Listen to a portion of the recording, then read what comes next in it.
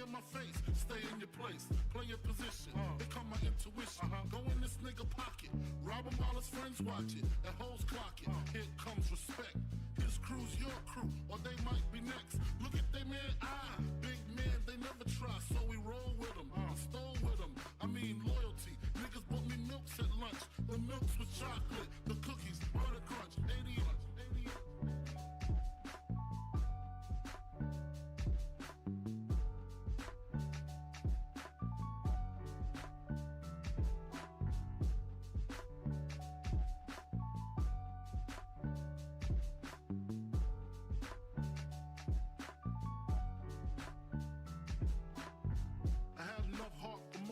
Long as I got stuff for most of them soft.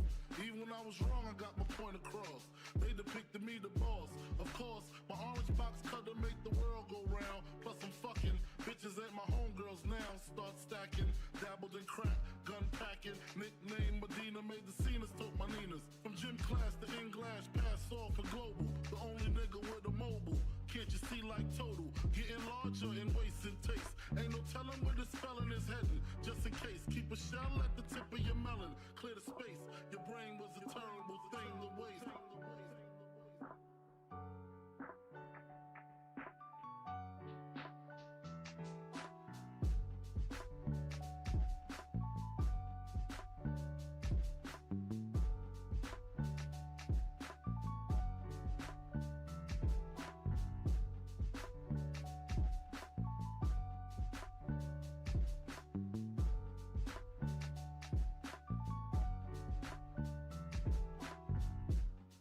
Realizing to master enterprise, and I ain't have to be in school by 10. I then began to encounter with my counterparts to how to burn the block apart. Break it down into sections.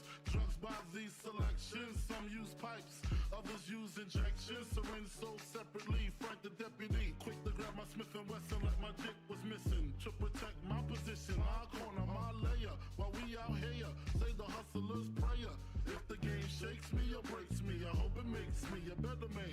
Take a better stand, put money in my mom's hand.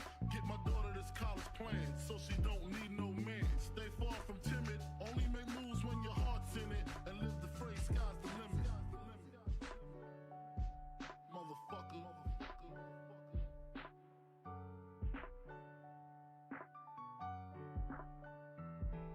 88.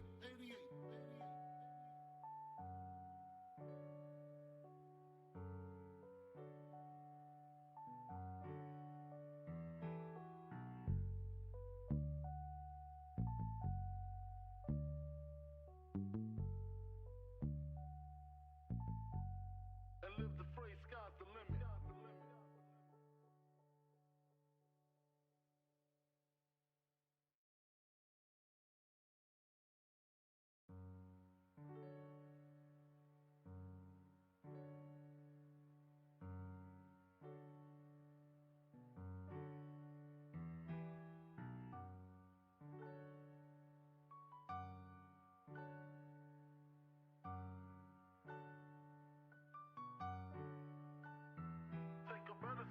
Put money in my mom's hand. Get my daughter this college plan, so she don't need no man. Stay far from timid, only make moves when your heart's in it. And live the phrase, sky's the limit.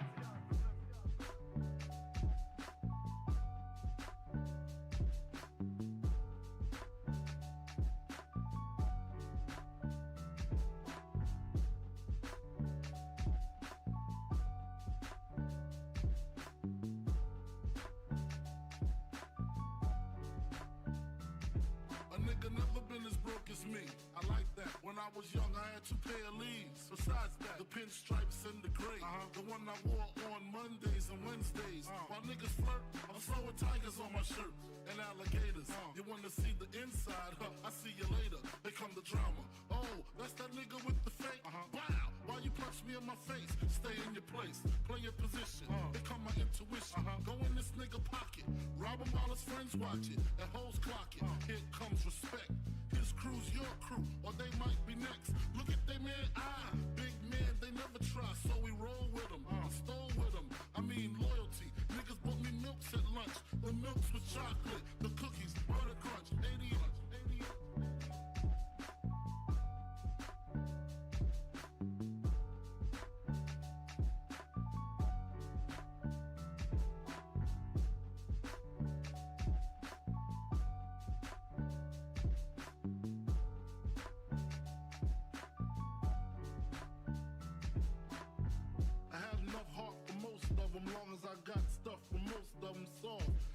I was wrong, I got my point across. They depicted me the boss.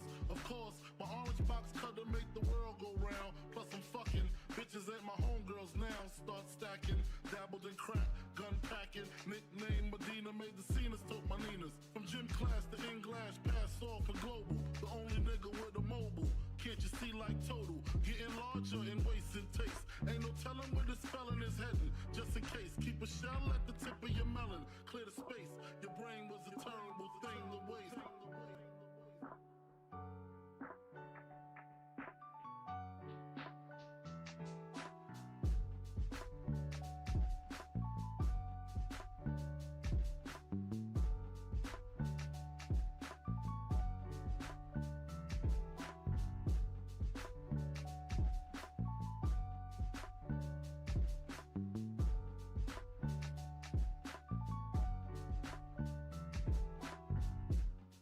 Realizing to master enterprise and I ain't have to be in school by 10.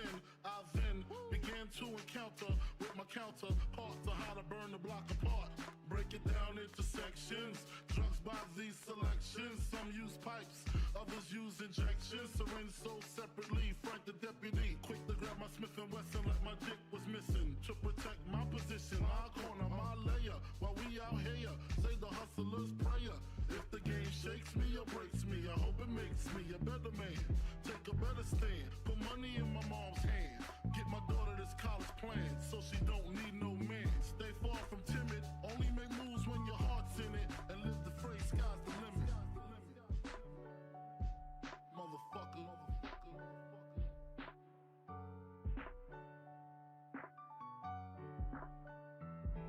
88.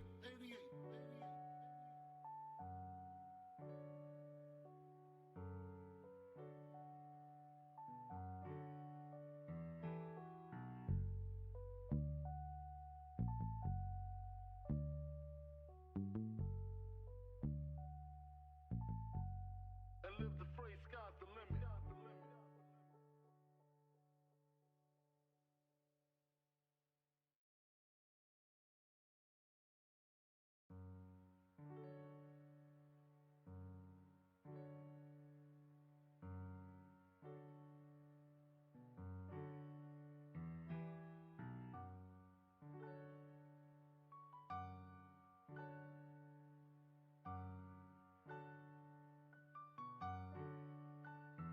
Take a better stand, put money in my mom's hand. Get my daughter this college plan, so she don't need no man. Stay far from timid, only make moves when your heart's in it. And live the phrase, sky's the limit.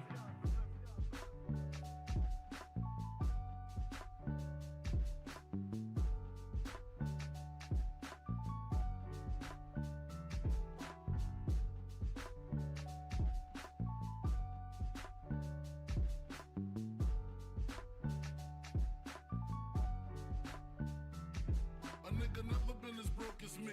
I like that. When I was young, I had 2 pair of leaves. Besides that, the pinstripes and the gray. The one I wore on Mondays and Wednesdays. While niggas flirt, I'm throwing tigers on my shirt and alligators. You wanna see the inside? Huh, I see you later. Here come the drama. Oh, that's that nigga with the fake. Wow, why you punch me in my face? Stay in your place, play your position. Here come my intuition. Go in this nigga pocket, rob him while his friends watch it, and hoes clock it. Here comes respect. His crew's your crew, or they might be next. I mean loyalty. Niggas bought me milks at lunch. The milks with chocolate, the cookies, butter crunch. 88.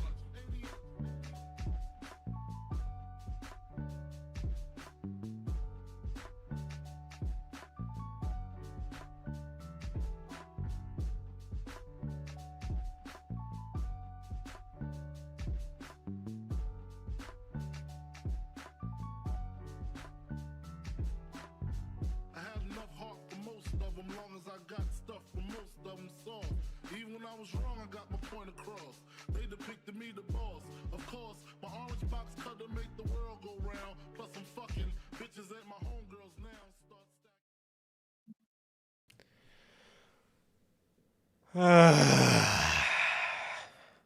God damn. Fucking hey, man. God, I've been waiting for 4 o'clock all day. Literally. Man, it's so nice to be here. What is going on, guys? How the hell are you? Man, yeah, bro. Yeah, let's go ahead and just get right into the intro, man. We got a bunch of stuff to talk about today. We got Night of Champions, the review, the review for the show that happened last Saturday, and then we have the news, man. We got the news. We got a couple pretty interesting stories here today for you guys, man. I think you guys are really going to enjoy it, as um it is a pretty big week for the news, at least so far, man. We got news on Roman Reigns. Possibly this came out of absolutely nowhere, to be honest, but Roman Reigns, apparently he's getting a new belt tonight. We'll go over that. We'll go over all that good stuff, man, when we get to the news. We got news on CM Punk. We got news on injuries. We got a bunch of news on injuries, man. Updates on injuries. So we got a bunch of good stuff today here for you guys, man. Without any further ado, what is going on, guys? We are back with yet again another edition of the Notorious podcast, man. This is episode 164 of the news, man. I thank you guys for joining us today, bro. Yeah, man.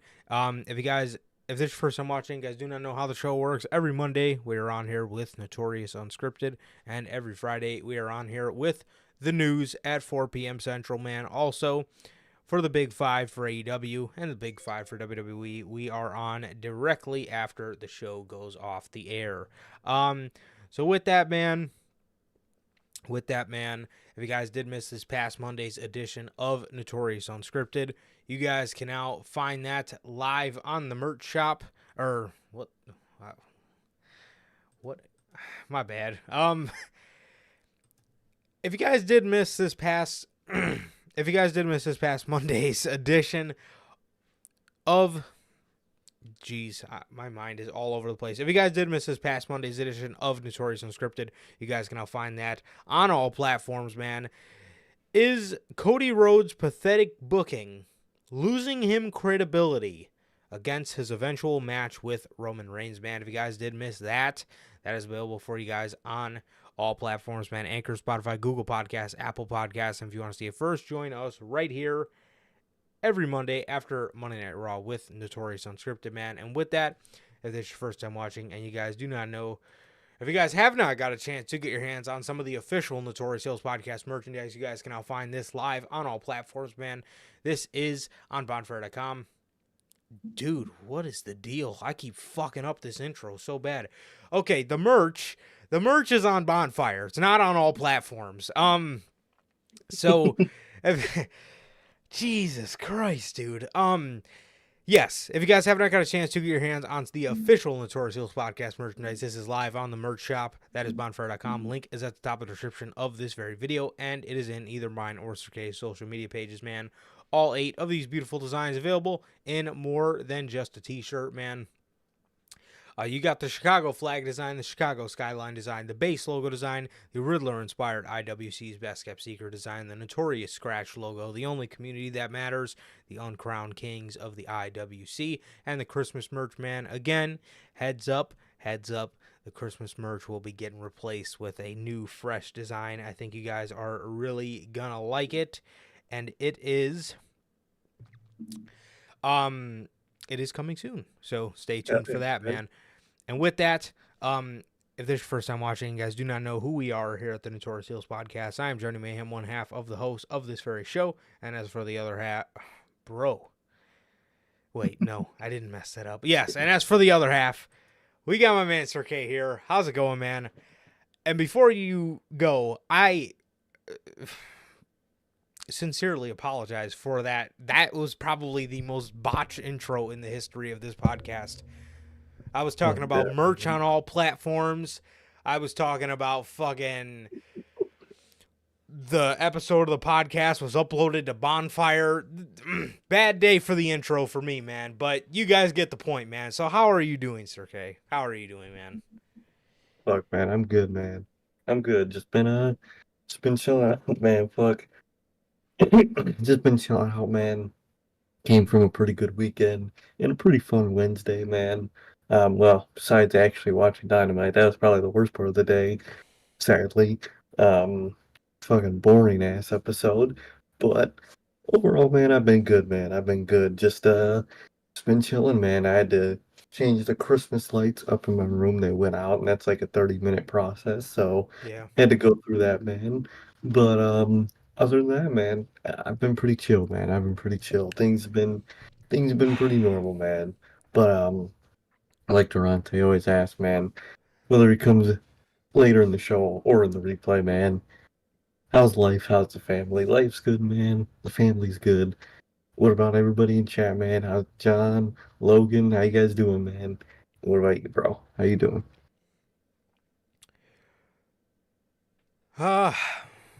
Man, I'm all right, bro. I'm all right. It's been a day, but I'm here, and I've been waiting for 4 o'clock so I can have peace of mind, if you will. I feel So nice. yeah.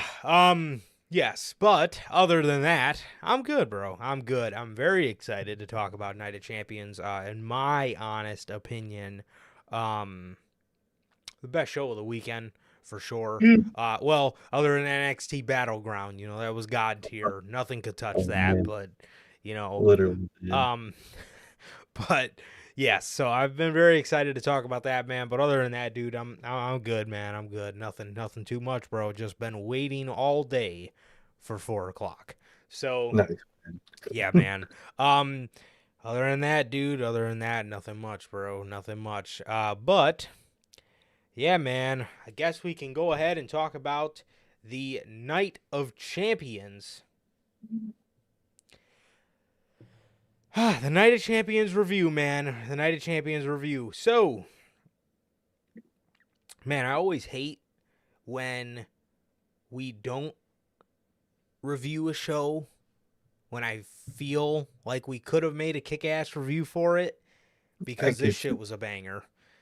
This Hell yeah. shit was a banger. So, Night of Champions and WWE shows have done it to me a couple times. So, we'll see, man. We'll see. But to open the show, man, there it is. Yes, this opened the show. Seth, hit it.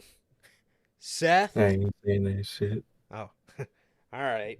He Seth Rollins. Freaking No, Rollins Seth. Simple as that. Seth versus Rollins. AJ Styles. Dude. Well, lucky for you, Seth's new side plates only say SR. I was hoping they said SFR. Oh, thank fucking God.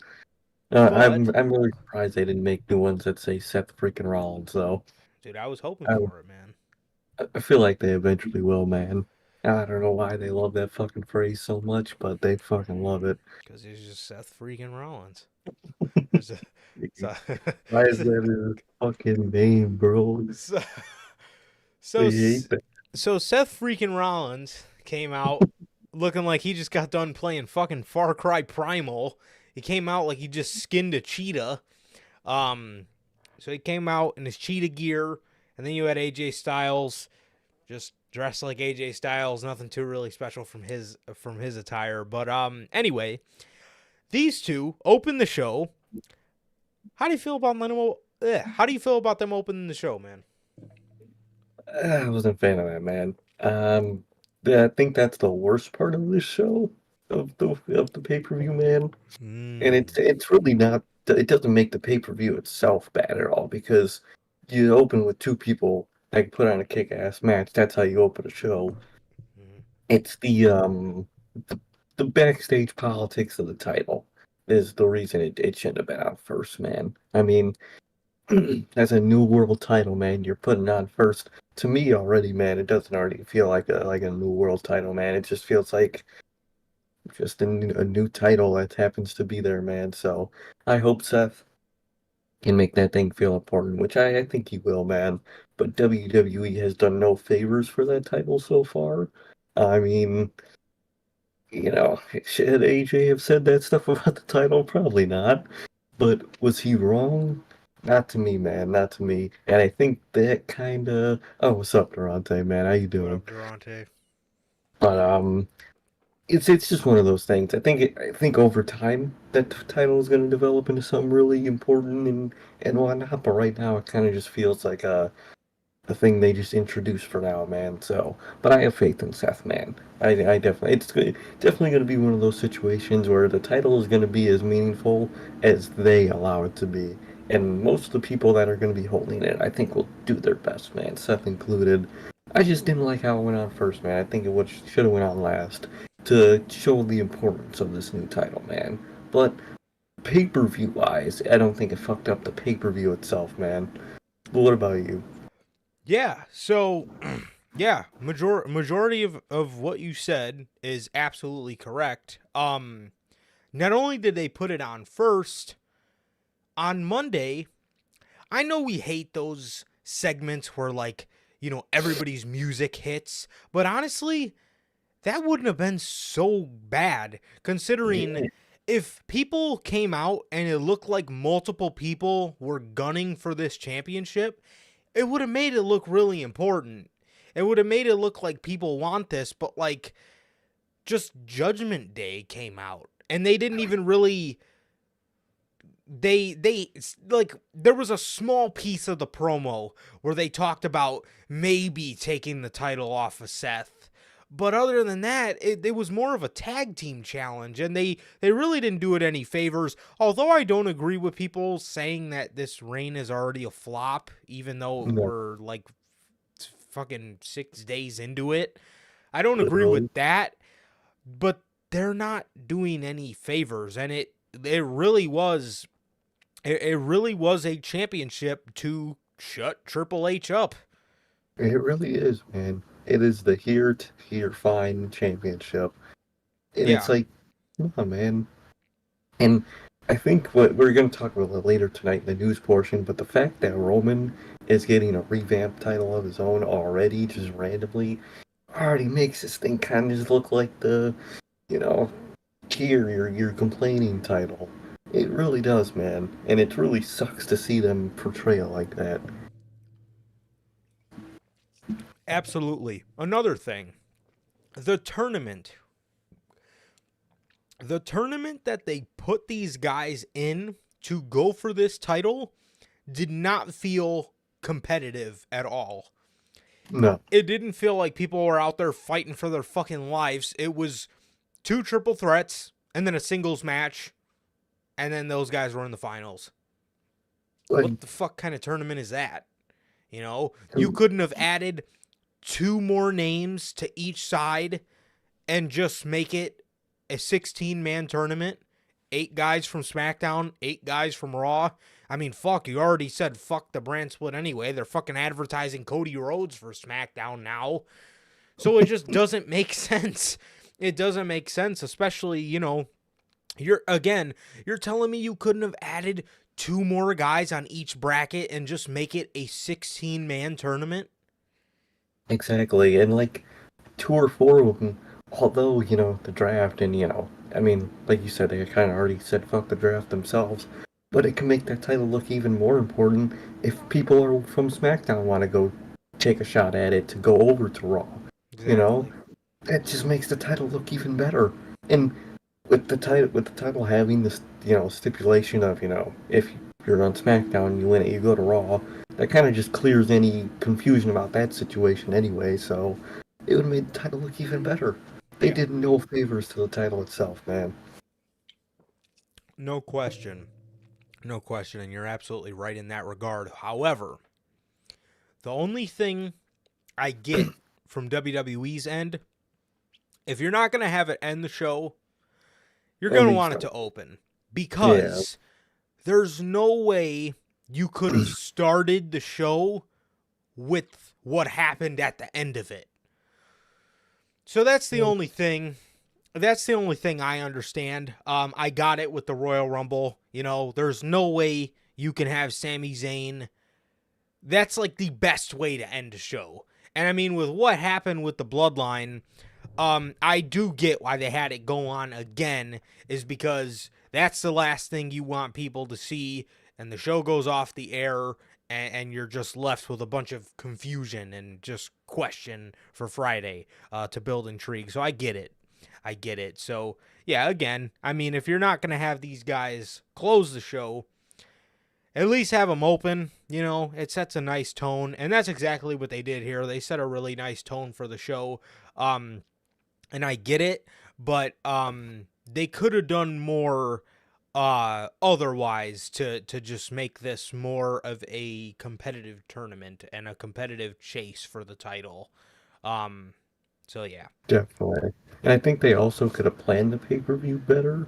Because if you're planning to, have that Jimmy Uso turn eventually and have it be a big moment, I just would have just did it a different night.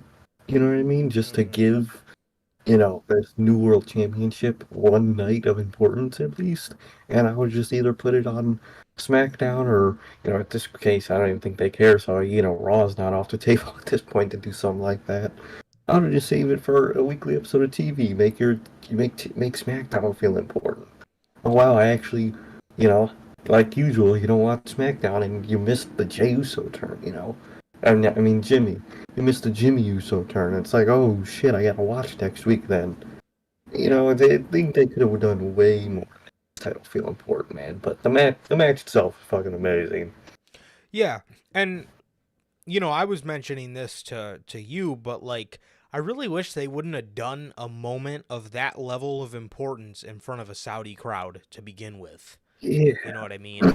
Like, the implosion of the bloodline should not have happened in front of a fucking Saudi Arabia crowd, in my opinion. I mean, they did great though. Like, they did great, but I mean, like, you want to save those kind of moments for, like, I mean, dude, we'll be in literally 1 month's time. We'll be in London for Money in the Bank. You know what I mean? London would have ate that shit up, and it would have been fucking great, man. But I don't know. That pop would have been insane, man. So it's kind of, I think they chose the wrong night for that Roman stuff, man. But For sure. overall, hey, it's just how it is at this point.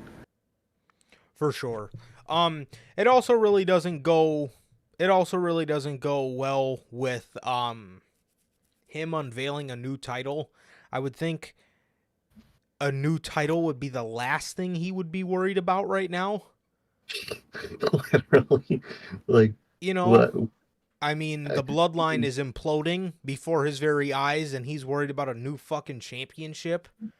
I mean, I feel like what they're gonna do, and it's probably the best course of action, is to make it, even on TV, make it look like he's just using this just to distract himself from the fact that his world is falling apart.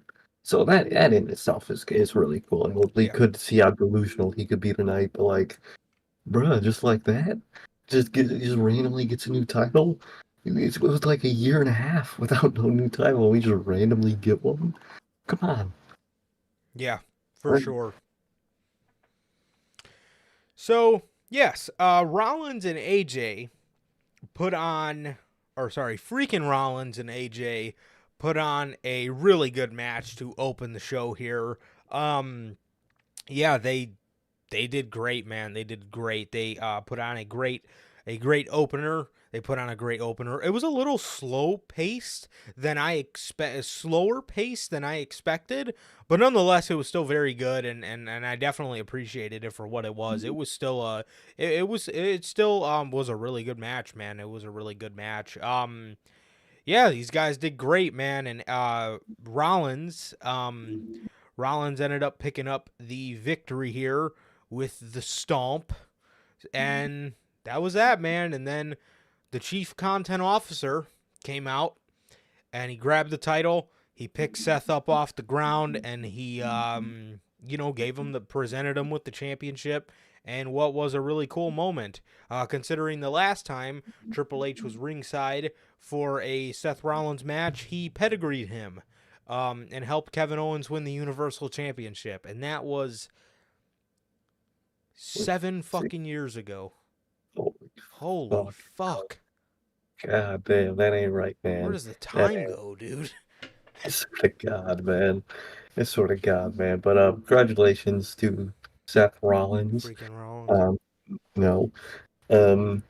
Good for him, man. He's the one that should have won it, and he did. And he's been suffering on this brand for like fucking 2.5 years now, and it finally paid off, man. Good for him. He himself is gonna do great. I just hope that they bump him and the title up to the level that he actually is, man. I really hope they do. And for AJ, I hope anybody was not shocked by AJ not winning, especially after what he said. It was a guaranteed Seth win. How's it not secondary?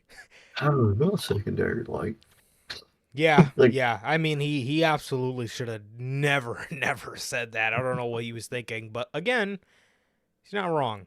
yeah, right. And Like, you know, dude, again, it definitely would have felt like more of a payoff if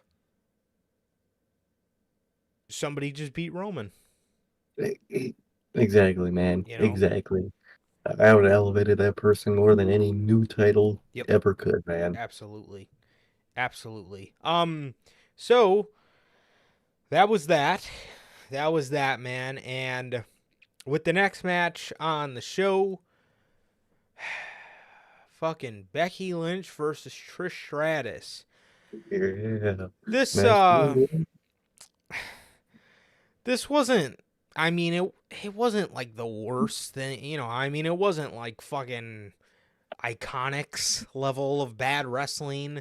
I mean, it was like, I wouldn't even say it was solid. I wouldn't even say it was good. I wouldn't even say it was decent. It was just kind of just it was it wasn't like fucking horrible, you know, but but I feel like we talking about the new fucking world title.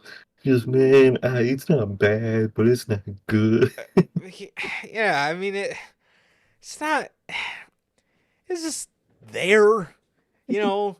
I mean it fucking, I mean it bored me. It didn't bore me to death, but it bored me, you know. I mean it wasn't fucking atrocious, but I mean it was bad, okay? It was bad. It was It wasn't atrocious, but it was bad.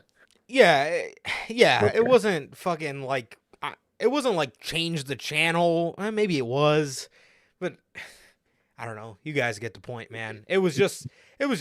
Very decisive about this match. It was just there. It yeah. Like I said, it was just there, and it was pretty bad, to be honest. Becky did have a pretty cool attire though, but didn't she do the Kill Bill attire before, or am I thinking of somebody else? I swear if she's done a Kill Bill attire before. She It was did the Kill Bill attire for Mania 35, but that one was yeah. mainly black. This one was mainly yellow. Oh, okay. 'Cause I was gonna say I swear she did that before. But Mm. that's the only thing I remember from that match is her attire, man. I couldn't tell you a single thing about this match. Yeah, it was boring as fuck. It was yeah. Yeah, like I said, it wasn't, you know, it wasn't like fucking Dana Brooke or like Iconics level of bad women's wrestling, but I mean it wasn't good at all, to say the very least. So, I mean, it was just what it was. The end was the most interesting thing cuz I really didn't expect Zoe Stark to come out. But it actually seems like they care about Zoe Stark, which makes me happy that That's NXT good. call ups actually like are you know, being placed for something. You know what I mean? Zoe Stark was put with Trish Stratus, which obviously Stratus fucking sucks, but it is gonna get Zoe familiar with the audience so she doesn't fucking come out to absolute crickets. Um Literally. but and I also like because when Trish leaves, I'm assuming after SummerSlam, they're going to you know, Zoe's got a little bit of a story with Becky Lynch that they could build off of, and Bex is obviously one of their biggest stars, so it's going to be good for Zoe, and I'm happy for Zoe. I'm happy they I'm happy they are doing something with her, and she's not continuing her feud with fucking Nikki Cross and Candice LeRae. Right. Exactly, man. Exactly. That's good though. That's good. What we need at next Mania, Trish Stratus versus Zoe Starks, man. They gotta book it, man. Trish has been just killing it, man. But yeah, this match I can't tell She's you a been single thing killing it, about all right. She's been killing me. I swear to God, Durante. Yeah, I don't remember a damn thing from this match. It kind of just happened, and I hope that she's gone by SummerSlam, man. I really hope so. Yeah, this feud is an all-time cocksucker, man. I mean, this shit fucking sucks. This shit blows. So Zoe comes out from under the ring, hits Bex with the Z360,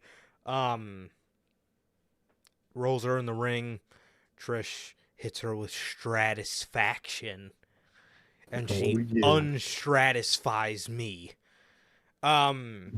Yeah, this match was fucking anything but satisfying or stratifying.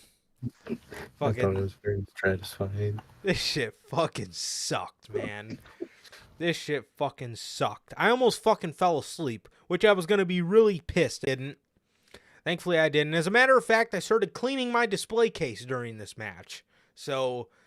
That's smart. That's smart. Yeah, kept me awake for sure. I only really paid attention to what was going on when Zoe Stark came out because I did not expect that. However, yeah, this match lasted 14 minutes and 50 seconds. I don't know if I forgot to mention it, but AJ and Seth freaking Rollins lasted 20 minutes and 40 seconds. So, the next match was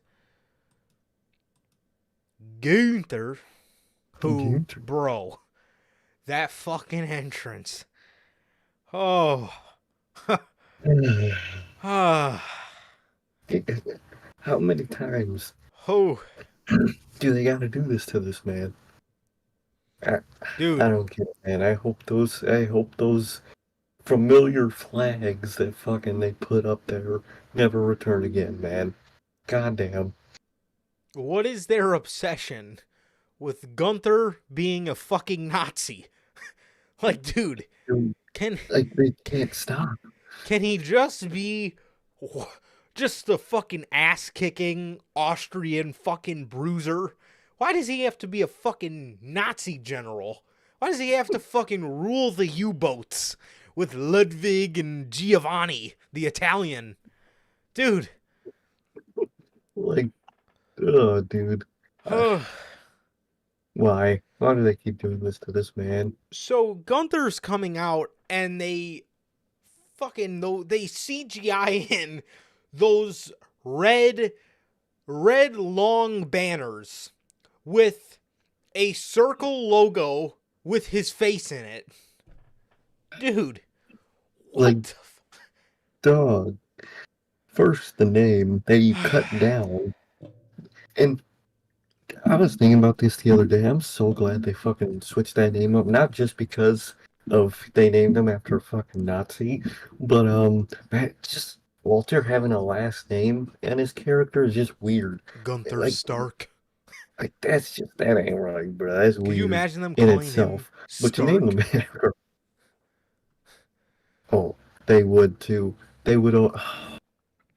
Oh, Stark. That would be horrible, dude. Don't even make me think about that shit. But first they name him after a fucking Nazi, and then what's the other shit they did? They did a bunch of shit. They book him like one. At least Vince McMahon booked him like one the way he was treating fucking Ludwig. Oh yes. They did a whole bunch of it. Yeah, when he was like chopping him every time he would piss him off, he was just fucking beating up his mans. Yeah, fucking golly. Yeah, they named him after. I think they named Ludwig after a Nazi commander or something like that too. Yeah, they named them both after one. Yeah, and then he was supposed to be Gunther Stark, which was a fucking Nazi U-boat general. Fucking these people. Like, dude, man, that's horrible, man. Which But is clearly why they wanted Fabian Eichner out of the group, because he's Italian and he's not German or Austrian. I mean, close enough, but they nixed him from the group because he was Italian and he wasn't. He didn't fit into their Nazi mold. literally, so they fucking nixed him, and then Triple H took over. He was like, "No, you're not a Nazi. You're fucking Walter," and he got him back, man. And now with Vince McMahon back, he was probably a Vince McMahon move. Oh, you know what he needs? Big red flags with a white logo in the middle. That'll really show him. Like what? Rough. Yeah, fucking A, man. This poor man can't catch a break. Yeah, I mean, golly, bro, this man Walter. Ah, It's horrible, man. You fuck. hate to see it. So Gunther Gunther. facing Mustafa Ali here. This match was really good. It wasn't a squash, but it was one of those like cool squash matches. You know what I mean? Where Yeah, like it was one of those cool squash matches where Mustafa Ali gives you like glimpses of hope that he's gonna beat him, but in the end, Walter just shows that he's just an unstoppable force, which he is. He's one of the greatest Intercontinental Champions ever, in my honest opinion. So, dude, if anything looks apparent after Night of Champions, it looks like we may be getting a serious Mustafa Ali back. I hope And fucking I so, man. and I love that Walter was the guy to beat that fucking positivity gimmick out of him. I really hope they did beat it out of him, man. Um, Now he's in NXT. He'll be serious in NXT. Um, poor dude, the man can't catch a break. They finally give him a serious character, But now and he's they in send fucking him to NXT. NXT. Oh, Can't ever catch a break, man. But that was a great match. Um, yeah, man, it was great, man. I hope they open Ali comes back up to the main roster again. That he could keep that serious character, man. for sure. He looked pretty badass on NXT. And I hope they just keep him with this serious ass gimmick, bro. I don't know. Hopefully, man. Hopefully. But yes, Mustafa Ali almost beat him a couple times, man. He hit him with a 450 one of the times, man, and Walter obviously kicked out, but he ended up beating him with a power bomb, and he put him away, bro. He put him away, and yes, Walter continues. I actually heard he is under 100 days. He is under 100 days from becoming the longest reigning Intercontinental Champion of all time. That's dope. So, yeah, man. Love to see it, man. Definitely.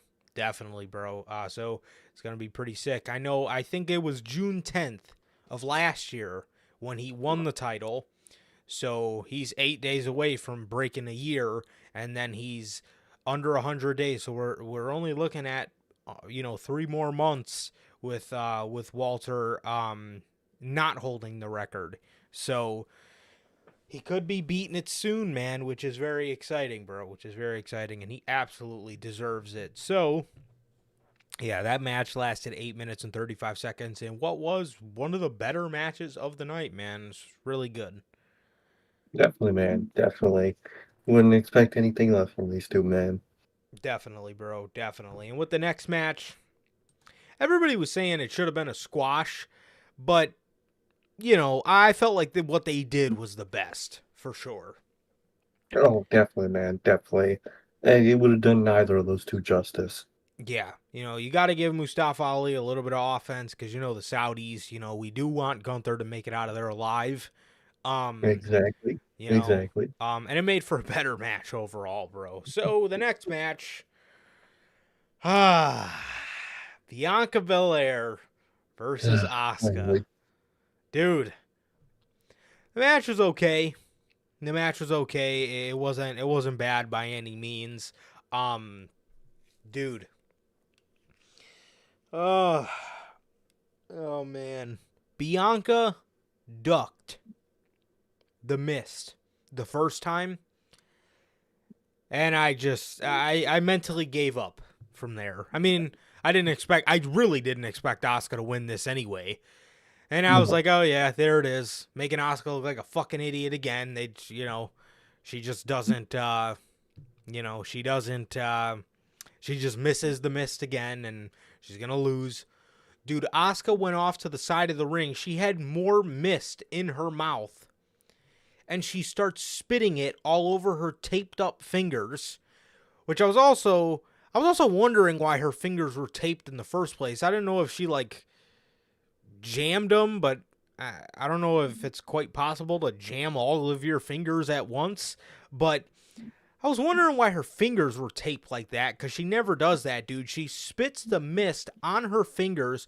Bianca Belair picks her up for the KOD, and Asuka just moves her hand down and just shoves her fingers in Bianca Belair's eyes. Bianca Belair absolutely oversells the living shit out of the mist. Oh my god, she fucking flips out like it's fucking acid. Dude, so bro, we know that's just water and food coloring. So, but anyway, to keep kayfabe, why that's always what I saw it as, is just water to blind you, or just a liquid to blind you. yeah. Why are they portraying it like it's fucking acid? Bianca Belair is selling that shit like she just spit pure acid in that woman, or in her face. Hey, how's it going, Belle? What's going on? What's up, Belle? Man, so this made Asuka look really smart. I like how they did this. So, Asuka shoves the mist in her face, pokes it in her eyes. Bianca Belair starts freaking out. Asuka kicks her twice in the back of the head and fucking won the match. Dude. I did not expect that at all. Not at all. I guess they were just waiting for Bianca to break this stupid record. But I will say this. I originally said to myself, oh man, I wish this was another moment you saved for for a London crowd. But to be 100% honest, Asuka would have not survived 2 losses in a row to Bianca Belair. Not at all. She had to win here, man. So, Yep. In retrospect, it's good it happened here. Yes, and the sooner the better, because we still would have had another month. I originally was like, oh man, this would have been nice if you would have given it to her in front of, a good crowd. But again, Saudi wasn't too bad on this night. No. Not at all. They're the best crowd on the weekend, man. I can't believe I'm fucking saying that. Yes. And there was an AEW pay-per-view that weekend. That is insane. Usually, even when the show in AEW is shit, the one thing you can always say is remarkable is the audience. And it wasn't. Yeah. And it was quite the opposite, man. So you hate to see it. So, yeah, man. So she kicked Bianca Belair twice in the back of the head and won the match. And new Raw Women's Champion on SmackDown, Asuka. Literally. That's man. another thing. And I know we were talking about this earlier. Logan mentioned it in the comments. He mentioned how people, were saying that Rhea Ripley's reign is a flop as well. Anything that's going wrong with Rhea Ripley's reign is because of the fucking nonsense WWE has going on right now of having Bianca Belair hold the championship for the opposite brand and Rhea Ripley doing the same thing. exactly. And not acknowledging it at all. Not at all. Just ignoring that fact. Yep. Completely makes no sense whatsoever. So, I don't know, man. I don't know. But, I really don't. Yes, Belle, I'm telling you, bro, I was the same way. I I was just looking at the screen like, what the fuck? Like, Bianca really, Like, Bianca really lost. I couldn't believe it, man. I really could not believe that. I'm telling you, bro. I couldn't either. So I have a feeling Bianca's gonna end up getting this title back I can see it. because the big match they're building to clearly for Mania 40 is Bianca Belair and Charlotte Flair. So either Charlotte's gonna win the title and Bianca Belair is gonna continue her WrestleMania streak, or Bianca's going to win the title and probably beat Charlotte at Mania, or at least I would hope Charlotte would put her over. But dude, I don't know, man. I don't know. However, what I want to see happen, and I'm sure all of us can agree, SummerSlam, or even fucking do this shit at Mania, Asuka versus Io Shirai for I need it, man. the Raw Women's Championship. Probably on Oh, SmackDown at the time, too. literally, man. Literally. So, was a very shocking match. I'm glad it happened, man. And let's hope they, treat Asuka the way she should be treated. And let's hope she's not just some random transitional champion. I hope not, dude. I hope not. But this match lasted 15 minutes. 15 minutes for this match, man. And with the next one, we got the other women's match. Raw superstar Rhea Ripley, who is also the SmackDown Women's Champion, defending the title here against Natalya. Man, what a banger this was, man. This match, man. This match was so long. I had time for multiple bathroom breaks. This match went so long, bro. Man, I mean, whew. I know, man. Crazy. This one on Natalya's fucking birthday lasted Damn. 1 minute and 10 seconds. She Damn. flew to Saudi Arabia to have a 1 minute match and get squashed on her birthday. Right. That is insane, dude. I don't know why she agreed to that. But, crazy. Jade Cargill had a longer match this weekend than Rhea Ripley. That is insane. Yeah, man, it was the fucking squash. What more do you say? Definitely, dude. Definitely. There's absolutely there's nothing much more you could say, really. Rhea Ripley attacked her before or like as soon as the bell started, or as soon as the bell rang, Dominic distracted her. Rhea Ripley was throwing her around on the outside, threw her into the steel steps, and got her in the ring and hit her with the riptide. That was it. Yes, Bell. I seen that Roman 1000 jacket. I think I think my next WWE shop pickup though is the We the One shirt for sure. I gotta get that. I gotta get a Bloodline shirt in my collection for sure. I get that, bro. I get that. Yeah, that's all right, jacket. It's all right. It's not bad. Yeah. The only thing is it's summer, so I'm not really gonna be needing a use for a track jacket right now. That's the only thing. Literally.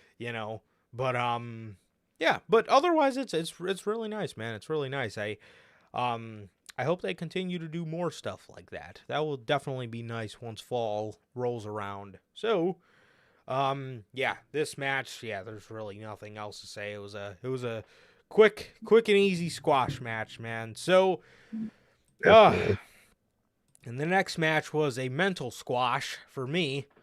Holy shit. Cody Rhodes and Brock Lesnar. Oh, fuck. I feel so bad for this man, Cody. Dude, this is easily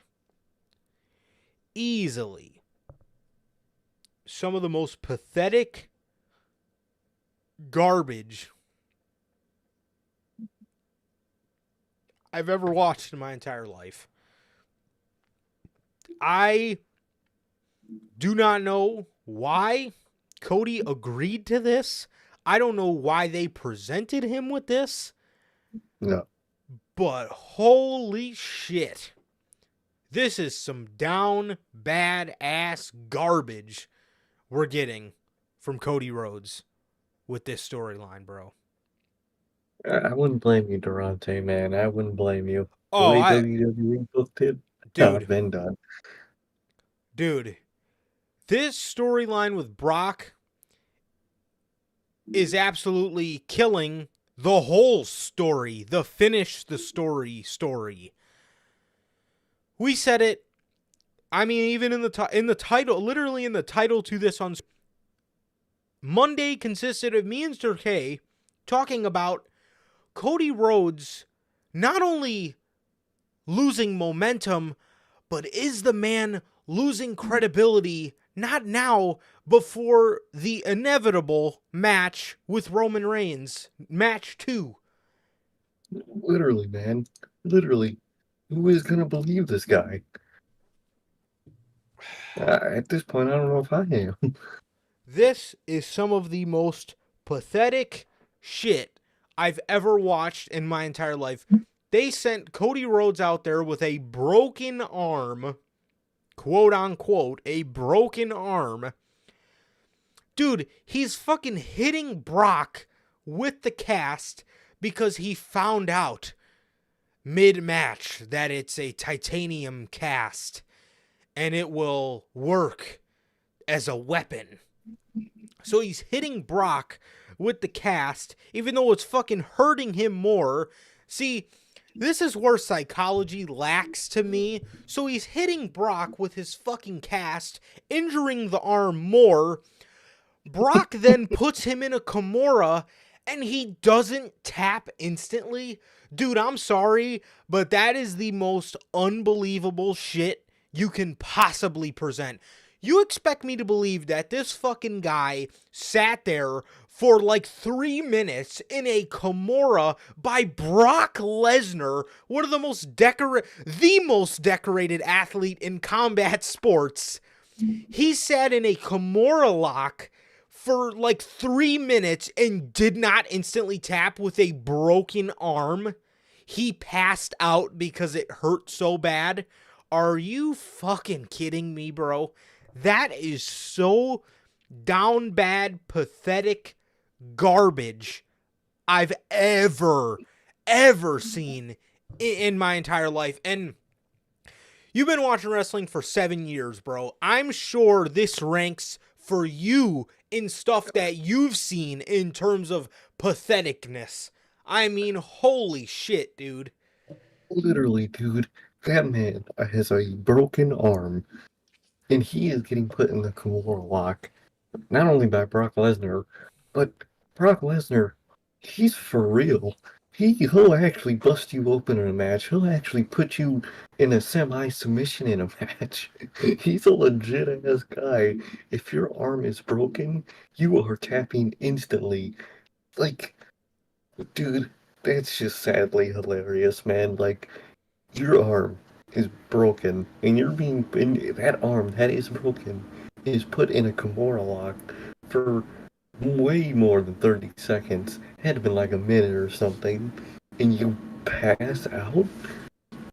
Who is Cody Rhodes? Is he fucking Spider-Man? The fuck?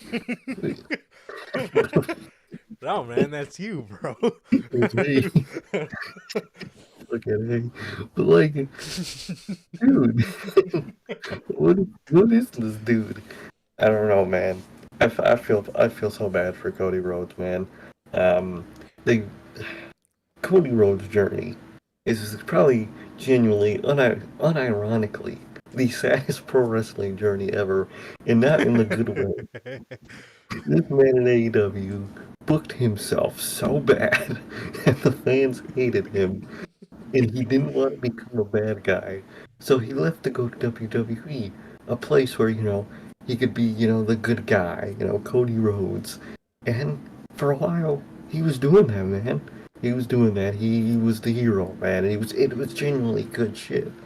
And he comes back, man, and he challenges Roman Reigns' title at WrestleMania to finish his story that his fucking father started, whatever the fuck, and he loses.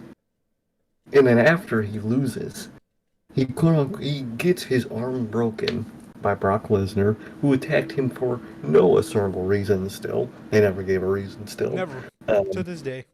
to this day, didn't give a It's been legit 2 reason months. to start the feud. I don't think we'll ever get one. But he breaks his arm, and then he wrestles with said broken arm. I don't know how kayfabe wise they allow that to happen, but it does. And he gets put in a submission in the broken arm and passes out of a arm submission on a broken arm. That is some of the worst booking I have ever. And I feel so bad for Cody because back in AEW, I made fun of his ass like crazy because he did the stupid booking to himself back in AEW. But here, he learned his lesson. You seen the way this man talks on interviews about his past. He learned his lesson about his shitty booking in AEW that he brought upon himself.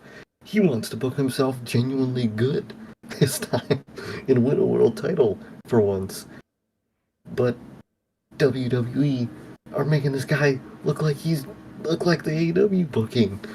He's fucking doing stupid shit. He's fucking claiming him on the mic. He's claiming himself to be this great person that's going through all this shit.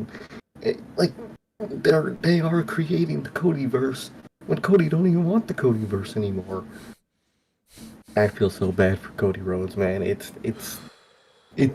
Words can't describe how bad I feel for Cody Rhodes, man. I hope the storyline can just end and Cody can move on. Hopefully something that's better booked, man. But I feel so bad for this fucking guy at this point. I don't think he'll ever finish the story, man. At this point, I don't know if he will. At this point, he might as well finish the story he created in AEW. At this point, Dude, this this is just pathetic. We're going through all these fucking hoops to make this guy look like a superhero. Meanwhile, the only thing he had to do to make himself feel like a superhero was beat the biggest supervillain, one of the biggest supervillains ever in professional wrestling. My number 2 heel of all time, because he's that fucking good. All you had to do was have him beat that guy at WrestleMania, and he would have been fucking fine. But no, he's got to lose and break his arm and pass out from a fucking Kimura with a broken arm by Brock Lesnar. Who knows what's going to happen next? And if we have to do this up until Mania, there's no telling what they're going to fucking pull out of their ass for the whole rest of the year. oh, dude, I'm dreading his next feud, man. I feel like it could be even worse, dude. It really could. I feel like they're just gonna dig a hole deeper and deeper. I feel like somehow between here and Mania, he might win the fucking U.S. title or the IC along his fucking journey, and then lose it in some sad, pathetic fashion. Dude, they're gonna fuck this man up, man, and I feel so bad for him. I really do. He deserves way better than this. He deserves to be champion right now, man.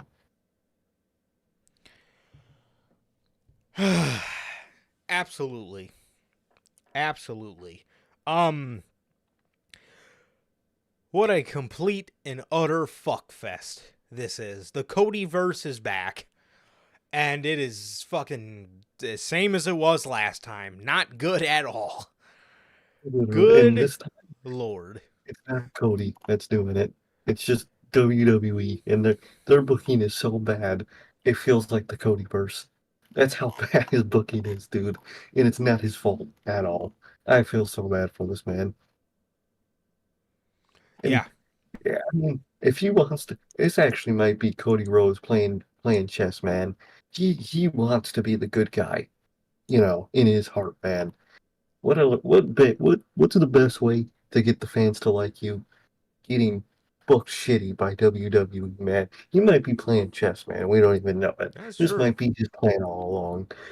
I hope not, because it's a horrible plan, and he just looks like an idiot. But if it is his plan, he's actually a genius. Yeah. Yeah. That's true. But man, yeah, I I I don't know, man. I don't know. This guy, this fucking guy Cody Rhodes, bro. I don't know. I don't know. But this was absolutely pathetic. And it lasted 9 minutes and 40 seconds. And the match itself probably lasted about 6 minutes because he was sitting in a fucking Kimura with a broken arm for like 3 of them. So, screaming for his life. It just passes out. And the In icing pain. on top of the cake for this entire show was this match. Sami Zayn and Kevin Owens versus Solo Sikoa and Roman Reigns. Man, this match, bro. This match was insane. This was incredible. Another banger from the Bloodline. Another great stop for storytelling. Yeah, just across the board, man. Fantastic. Fantastic from all 4 men. They put on a really good match. Roman was messing with the crowd. The crowd was hot for Sami Zayn. He came out and he spoke in Arabic. He did his introductions after the Bloodline did theirs. Cool ass moment. Amazing to see Sami Zayn in this spot, and I'm just so happy for him, man. It's awesome seeing Sami in these predicaments, bro. So yeah, really nice to see him in these spots, man. And he's main evented 3 pay-per-views this year, one of them being WrestleMania. That's crazy, dog. Dude, Good for him, if man. this guy isn't in contention for Superstar of the Year, I don't know who is, man. It's certainly not fucking Cody Rhodes. So, Not. yeah, I mean, these guys, bro, a lot of these guys at least have a spot or an honorable mention spot for Superstar of the Year, and we're only halfway through it. So, oh, I mean, this stuff is great. Moment after moment after moment with these guys, and they did it again. They did it again, man. They have me completely glued to my television screen. It's just amazing. So, like I said, they put on a really good match here, man. They put on a really good match. The Usos came down. The Usos came down about midway through the match, or 3/4. Another thing I always like about these Roman Reigns matches is there's always that nail-biting factor of, is Roman gonna win? You know? And that just adds to the match. It added to it at Mania. That one was just so happened to be the wrong outcome and the start of the Codyverse. But, there's always that factor that makes the match just so much more enjoyable to watch, because it feels like you're watching your team play in Game 7 of the finals, and it's just an amazing thing. So Roman then goes to set Sami up with a spear. He accidentally spears the ref. The Usos come down. They tell Solo to hold up Sami. He goes to super kick him while Roman's on the outside of the ring. They also took out Kevin Owens before this. They went to super kick Sami. They moved, and they clocked Solo with a double super kick right in his face, man. Right in his face. Solo fell down, and Michael Cole just said, "Oh, no." And they panned to Roman, and he was just looking at them like, what the fuck? Roman storms in the ring. He gets in their face. He muffs Jimmy. And then Jay grabs him, and he's telling him, calm down, calm down. And Roman just looks at him. He says, why are you touching me? And I was just like, oh man, this is fucking great. He said, don't touch me. And he says, no, there is no more day ones. No more of this. No more of this, bro. And he fucking muffs Jay. And Jay comes back and he muffs him again. And he said, no more of this. Roman Reigns turns around to a fucking Jimmy Uso super kick. Dude. Yeah, man. Bro. The look on Paul Heyman's face and Jimmy's face after he did it, and Roman's face as well, to where he just looks so stunned, like, what the fuck? So Jay, just like what happened with Sammy, was just like, dude, what are you doing? He's telling him, you can't do that. You can't do that. What are you doing? Jimmy looks at Jay and he says, I'm doing what you should have done a long time ago. He says, Damn. I got you, and he super kicks Roman again. I mean, Dude. man ain't wrong. Dude. And been tortured for the fucking past 2 years, 2.5 years. Amazing, dude. I love how they did it, and I love what this implies, man. And that Jey Uso turn, oh man, that's gonna be in the history books, man. Dude, we have Tribal Court. We have fucking the ending of this match for They need to sure. Rumble. Oh, the heel turn. Literally. Dude, oh man. Or not the heel turn, but the Sammy turn. Fucking probably what's ever going to happen tonight is going to be pretty sick. The Solo turn, that's inevitable. The Jay turn. I mean, dude, these guys might have all the fucking moments of the year. They may have all the nominees for moment of the year. They might, man. They might. If they have so many moments, we might just have to combine them. We genuinely might just have to combine their moments. If so many more happen, because Yeah, they'll just take all the fucking spots. absolutely. So, I don't know, man. I don't know. But, dude, this was the chef's kiss, bro. Again. Mhm. So, Jay is trying to walk over to Roman, and he's screaming, Joe. And he's saying, Oos. Like, yo, what the fuck? And Jimmy is backing him off, saying, come on, let's go, let's go. So they're walking away. And again, Jay is saying, Joe. He's calling Roman by his real name because he feels bad. And, dude, after this, man, Solo got stunned. He got exploder suplexed into a haluva kick. And that was the match. As this beating on the top rope, looking down at Roman Reigns with the tag titles. Fucking amazing. Amazing shit by these guys, man. Amazing. And, dude, this is up there with Gargano and Ciampa for me. I'm going to put this at number 2, bro. I got to put this at number 2. Nothing comes close to those two stories for me, bro. Nothing. The Bloodline and Sammy and KO and Gargano and Ciampa. Obviously, I got to keep Gargano and Ciampa at number 1. But, dude, this is right there, man. This is right fucking there with it. Beautiful shit again by all of these men. Hell yeah, man. Hell yeah, it really was.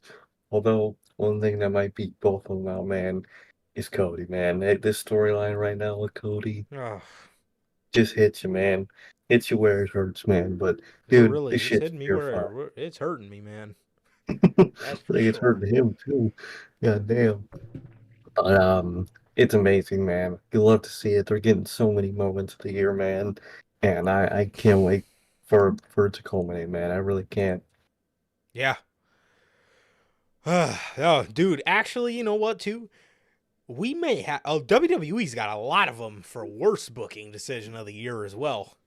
Oh fuck yeah! The Oh my draft, god! the draft as an entirety might be a nominee for worst Oh, booking decision of the year. The way it's going, oh, it really is, dude. This shit was probably the worst book draft I've ever seen WWE do, man. Vince But book drafts better than this.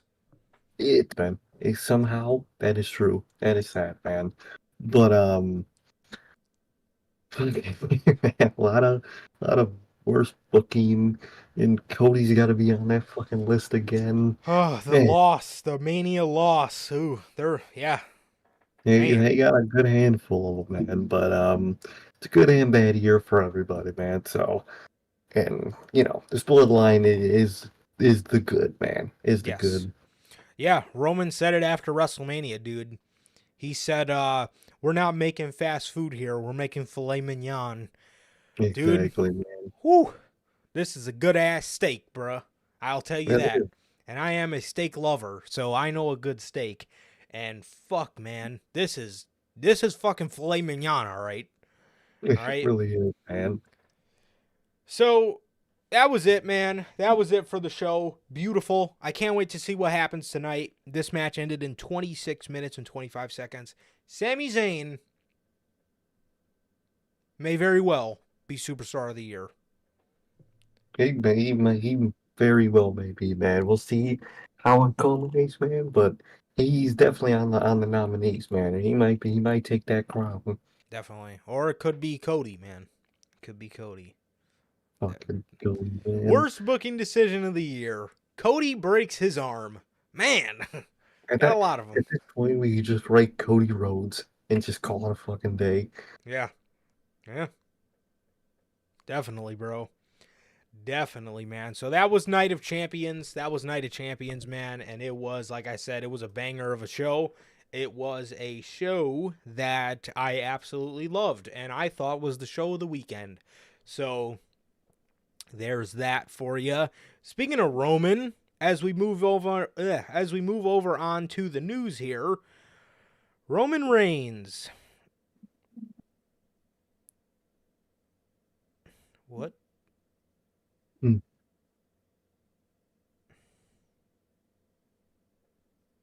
No way. AEW cancels Collision after CM Punk walks out? Uh-huh. Is this real? I haven't heard anything like that. Uh, I doubt it's real. okay. This.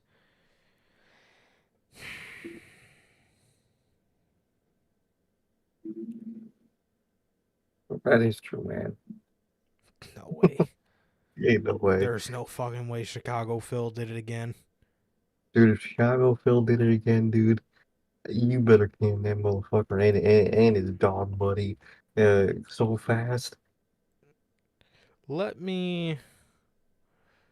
Can't be Damn. true, dog. Yeah, I Mm. don't think so because they didn't list any sources, but you never know with Punk, so I'm just gonna fact check this really quick.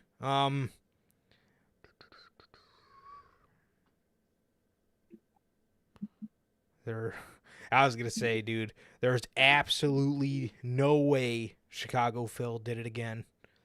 Dude, if that motherfucker did it again, that would be hilarious, dog. That would be fucking hilarious. People gave that man hope he would have done that. Yeah, I don't think it's true. I doubt it. Yeah, because why would they cancel the whole show just because Yeah, Punk can't be a part of it? I mean, he's probably gonna get yeah, fucking injured a month into his run anyway. So yeah, exactly. So if he writes on the show, it's pretty fucking, that's a month-long show. yeah, so pretty much what they're saying is he walked out of an executives meeting because of a disagreement, but I don't believe any of this until I get this from a legit source. I'm not Not really taking gonna. that into account. Yeah, I'm not. No, not at all. And if he did just walk out of a meeting over a disagreement, dude, this is gonna be the biggest mistake ever of them bringing him back. Yeah, it looks like this is a yeah, it looks like this is a troll account, but I mean Probably is. they're yeah. Yeah. Okay. Ooh, I was gonna say, bro. golly, dude. Yeah, I don't. It's posted by 2 accounts. One of them I follow because one of them posts news, but the other one doesn't. So that's why it's on my feed. I don't know why that is a thing. Oh, okay. Okay. I was gonna say, man. I was gonna fucking say. First thing I see as soon as I load this shit up. Okay. All right. We actually do have some confirmed Chicago Phil news, but while we're on the topic of Roman Reigns, WWE Fightful Select is reporting that WWE is preparing a new reveal of a new WWE Universal Championship for tomorrow, for Friday today, on SmackDown in celebration of Roman Reigns' 1,000 days as champion. It is believed to be the same way The Rock unveiled the new WWE Championship design in 2013. Yeah, God. So they're saying a new Universal Championship. They're not saying a new undisputed Universal WWE Heavyweight Champion. They're not saying a new WWE title. Is he just going to get a new version of the blue belt? And still hold the other one? Or can this fucking company explain any of these title situations? The women's have each other's titles. Fucking, they didn't split up the tag titles, even though they split up the world, even though they kind of didn't split up the world. Dude, what the fuck is with their titles right now? Can they explain anything at this point? No. Yeah, they can't. I don't know. I don't know, man. And yeah, so that's the news on that, I guess. We don't really know much of anything. I mean, does Triple H hate the universe? I mean, the thing is too, at this point, why doesn't he just keep both belts until he loses them? I mean, this is like the look anyway. That is like, this is the iconic look anyway of him, you know. So Yeah, you might as well that's just all fucking Vince did. yeah. You might as Like, well just keep these both designs until he drops the titles, and then whoever takes the belts from him, have them unveil the new one. There's no point in adding a new belt now. If you wanted a new belt, you should have did it as soon as Triple H took over. exactly. It makes no fucking sense to do it now. This can't. I don't know how this is gonna work because WWE don't explain anything. But I guess it's gonna happen, man. And who knows what that design's gonna be? Knowing WWE, it's just gonna be the winged eagle with just a fucking fat ass WWE logo slapped in front of it, man. So let's hope that it doesn't repeat what the current title is, man. But God Almighty, it probably will be. They'll just pick some iconic design and slap their fucking logo Yeah. on 70% of it. Yeah. Yeah. So, yeah, again, I mean, who gives a shit at this point? I mean, why don't you just wait until he loses the championship?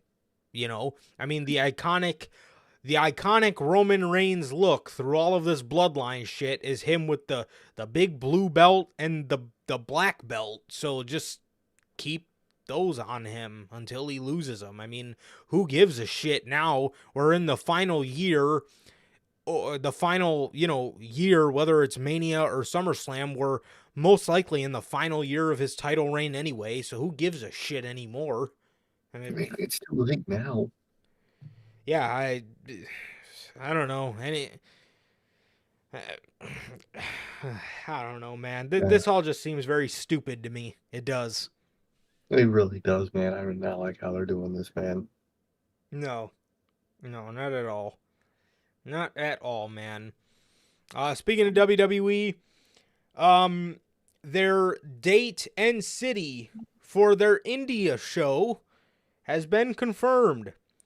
Now, please excuse me because I may botch some of these names, but I'm going to give it my best go. WWE is coming to India to put on a major event in 2023. As reported earlier, Nick Khan had broken the news at the Mofat Nathan Son conference. That was rough. He broke the news at the conference, not going to say that again, talk, that the company would be producing an India event this September.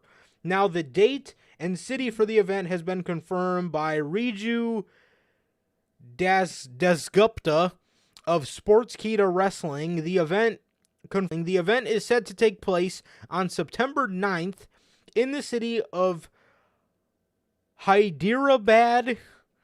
The show falls on Saturday. This won't be the first time WWE has produced a major event in India. In the past, the company has put on multiple shows in India. One of the first came all the way from back in 1996 in Mumbai, where Bret Hart faced Tatanka for the world title. Since then, they have been to tours in 2002, 2016, and 17, and the 2017 one saw Jinder Mahal face Triple H. So look at that, man. WWE is not running on All Out weekend after all. It's a beautiful thing to see. Yeah, man. Yes, it is. It is a beautiful thing to see, man. WWE not running the week of All Out. So it looks like it's going to be the next weekend. Yeah, I mean, dude, it's genuinely shocking to me that this company does not go, has not gone to India for a major show since '96. They just do tours there, which is crazy to me because, I mean, as we've been seeing over the past couple of months, with all their international shows, Backlash, I mean, even Saudi killed it, and crowd-wise, and now, and then we have probably what's going to be one of the best ones in London coming up soon. So it's an exciting time, and yeah, they have been in they've been in a pretty good spot. They've been in a pretty good spot, man, in terms of their crowd. So I mean, the international markets are hungry for it. Apparently more hungry than AEW audiences at this point. Yeah, apparently they are more hungry than AEW audiences at this point, considering how Vegas went. Literally, man. So, yeah, I mean, if they want it and if there's a demand for it, I mean, continue to do international crowds and bring shows to places where people care about the product. Exactly, man. Exactly. That sounds good to me, man. I'm always down. Definitely, man. Definitely. So, well,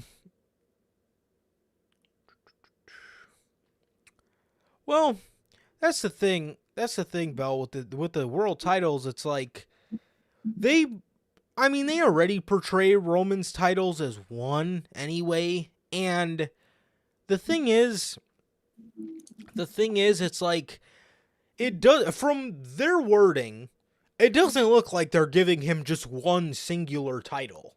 You know what I mean? Like, from the sounds of it, it looks like they're just giving him a new universal title. Yeah, so it's like, that's gonna make that situation even worse.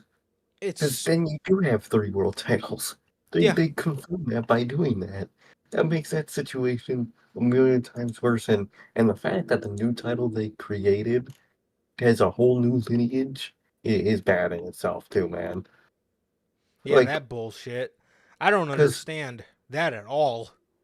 Because by that logic, Roman's main title is the Universal, which already has a new lineage from when they created it back in 2016. Mm-hmm. So if you combine those, into one, and it takes the Universal's, lineage, then you have no world title that has the same lineage as the one that everybody won in this Yeah. won.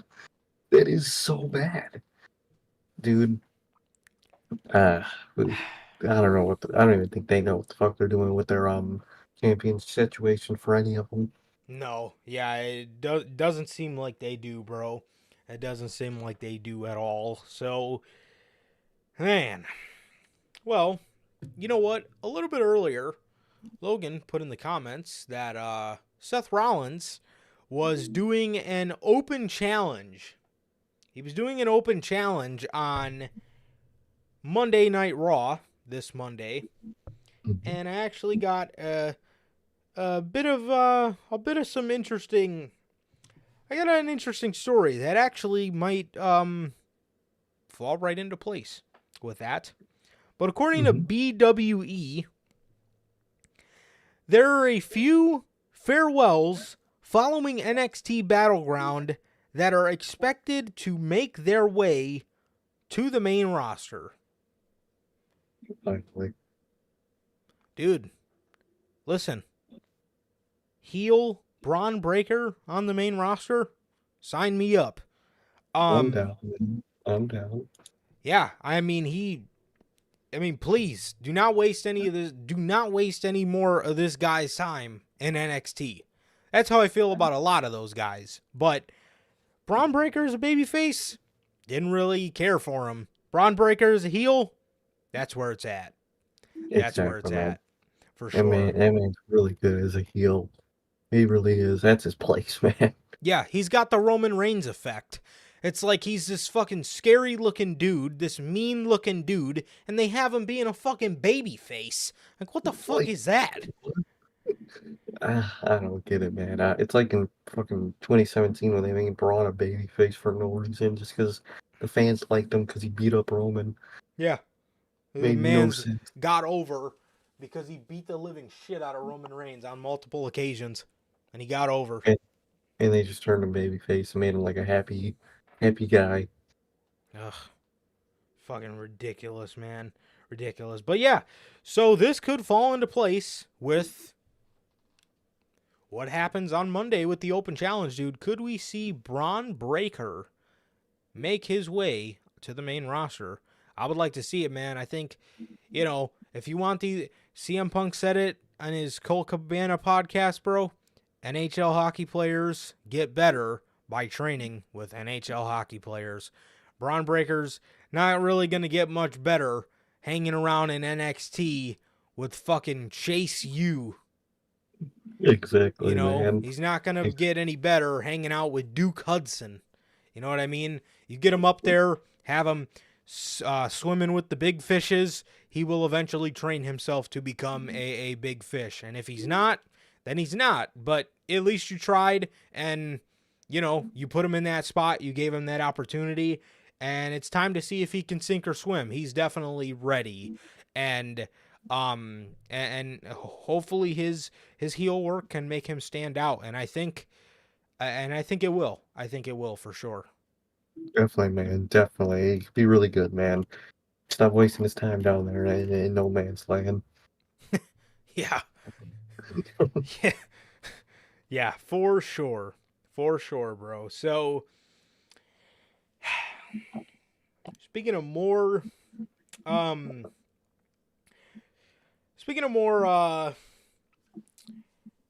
news on people maybe coming back,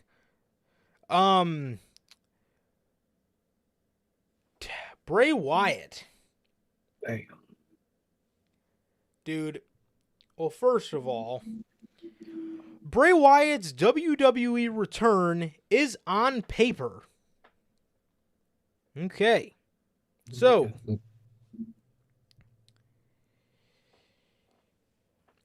one fan tweeted out to BWE and asked, "Hey, Boozer, now that Alexa is pregnant, does this change plans for Bray's return, or have you heard different? Because I know you said there might be a tease." End quote. First of all, yeah, congratulations to Alexa Bliss and her husband on the baby on the way. Congrats to them, man. Congratulations to them, man. Good for them, man. Good for them. Yeah. Yeah, they said it was, I think they said the baby was due in December. So she's been pregnant since March. That's crazy, man. That's crazy as hell. Yeah. So right after she left for the Royal Rumble, she was getting busy. So, yeah, but congrats to her, man. Congrats to her and her husband. And yeah, I wish them the best for sure. That's awesome. Hey, man, definitely. The proven WWE insider tweeted out to answer this fan's question. It seems that Bray Wyatt has plans on paper at this point. Alexa Bliss, on the other hand, will see a huge change in her booking. Fucking obviously. She's pregnant. No. He says Bray's work is on paper. Alexa, all changes for her. Yeah, so it looks like Bray Wyatt seems to be coming back after they got him a new creative writer. And with that, there was another report that came out.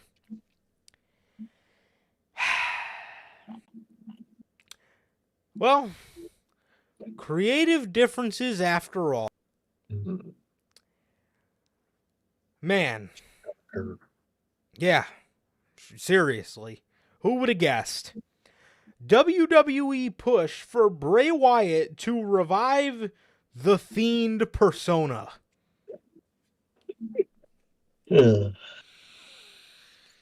Oh, why? This makes so much sense with the way he was being booked on television. This makes all the sense in the world. When he was sitting on the rocking chair, looking like he was living through his greatest hits. You know, he was trying to give you a little bit of the cult leader mixed with a little bit of the Fiend when he said, I am the Fiend. And he's back in the Firefly Funhouse doing Firefly Funhouse episodes. They had the Funhouse on set every fucking Friday night. You know, Uncle Howdy got super. He went from being like the eye in the sky, Bray's overseer, to like Bray's homie. Like what? I do not understand. It got bad. It got bad, right? I think we can all agree, and this is coming from us, and you know we got nothing for nothing but love for Bray. Fight fans have reported that WWE were not overly fond of how the Pitch Black match played out, and Wyatt's new mask persona, as they don't feel it is as good as The Fiend and won't sell as much merchandise on the same level as Wyatt's old gimmick. WWE pushed for Wyatt to bring back The Fiend following January's pay-per-view, and those talks intensified over the past month or two, but there is currently no involvement on a Fiend revival. No movement on a Fiend revival. Thank God. Wyatt has been off television since February. Look at that. Look at how things mesh up together, bro. Oh, wow. Xia Li is pregnant, too. Wow. That's crazy. God damn. My God. Dude, you know, we said this months ago when Wyatt was originally out with a health, concern. We said it very well could have been creative differences, but what had pissed me off was how everybody was turning a blind eye to the fact that he very well could have been hurt. But honestly, with him being around for WrestleMania, I think he was probably good to go by then. I think the health stuff may have very well just been minor, but the creative differences were keeping him out. Because after the Pitch Black match, which apparently didn't go over well backstage, obviously, apparently they were pushing for him to become the Fiend after January, and he's been off TV since February. That's insane, dude. Look at how that lines up. Almost instantly, that man Wyatt dipped and hasn't been creatively on the same eye with them since. Apparently, it looks like his return is on paper, so things very well could have got better. But in terms of him becoming the Fiend, Wyatt doesn't want to do that. He wanted to do something fresh, like when he first came back to the company, and it was great. He was the best part about SmackDown every fucking week, obviously, other than the Bloodline. But, those two acts alone were just carrying the show, and then you put all this hokey bullshit in front of him that is way past its expiration date. The Fiend is dead. The Fiend is dead. The story of The Fiend was Wyatt building himself up and getting buried, and having to build himself up again and get buried, and build himself up again and get buried. It happened 3 times over. Built himself up, lost to Seth. Built himself up, lost to Goldberg. Built himself up, had a 7-day Universal title reign, and lost it to Roman in a week. And then from that point, he didn't even build himself up anymore. It was just pure garbage, that feud with Randy Orton, which culminated with him losing at Mania, and Orton got away with all the horrific shit he did to that man. And that's how the story ended. And then he got fired. Literally, man. It's horrible, man. And what the fuck, man? What are they doing? It's obvious that he wanted. Why came back? He was a grounded character that was really interesting. It's really nice. It really was, man. His character was awesome. He wanted to be good, but he was a horrible person. He couldn't really fight. He was trying to fight it. It was amazing. And then they just put a whole bunch of shit in front of it, trying to make the Fiend, man. And it just fucked it all up, man. And we were the ones the whole time saying, I don't think this is Wyatt. I think Wyatt wanted grounded stuff, not this. And look at that. We were fucking right, man. I hope all of Twitter that fucking hates Wyatt can apologize to this man for this. I hope they do, but they won't, man.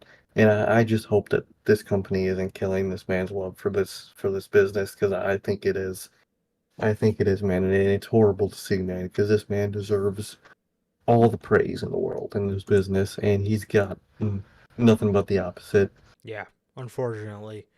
Unfortunately, you are absolutely correct. And that is one thing that's a huge worry of mine as well. Is this company killing the man's love for the business? Whether it's between the company or the fans, the guy can't fucking catch a break. And we know he's a good storyteller, but once they fucking get these other people involved, why can't he just work with like Jason Baker and his team? Why do they always have to hire somebody to work with him? Like, literally, man. I mean, they hired another writer, and hopefully this guy's better, but what if he's like the last one? And we're finding ourselves in the same situation again with him. Like, stop hiring writers and let the man do his own thing. Yep. You let other people do it. Why can't you let him? Exactly. Because you want to control him for merch, man. I don't get it, man. I don't get it. You already got Cody in the Bloodline. How much more merch do you need? Which makes no sense, because when he came back at Extreme Rules, that fucking shirt of his, the one that I have with the moth on it, sold like fucking hotcakes. I remember they were saying right when he came back, he was already one of the top merch sellers in the company again. I don't get it, man. I really don't. Maybe if you let him do his own fucking thing, and Roman Reigns works with Paul Heyman, Triple H, he has a little personalized team. Why can't Bray just work with his buddies that, fucking do good shit? I don't know what the problem is. I don't know what's so hard about this. Literally, man. Literally, I don't get it. Makes no sense whatsoever, bro. It makes absolutely no sense, man. And again, The Fiend is so beyond expiration date, it's not even funny, dude. Just fucking stop it with this shit, man. I mean, it's over. It's done. You fucked it up. If you wanted him to keep that gimmick, You should have booked it good, and then maybe it would have had a long shelf life. But no, it's not. Here we are, and it's been buried 4 times over. It's done. It's dead. Why can't we just get Wyndham? Why can't we just get this Wyndham version of Bray Wyatt that was so fucking good when he first came back? And then what do you go and do? You know, there was supposed to be Uncle Howdy, who I believe was supposed to be Sister Abigail. We were never supposed to see the man. And if we did, it was just going to be those little shots that didn't show his face whatsoever, or maybe the ones, you know, backstage where it did show his face.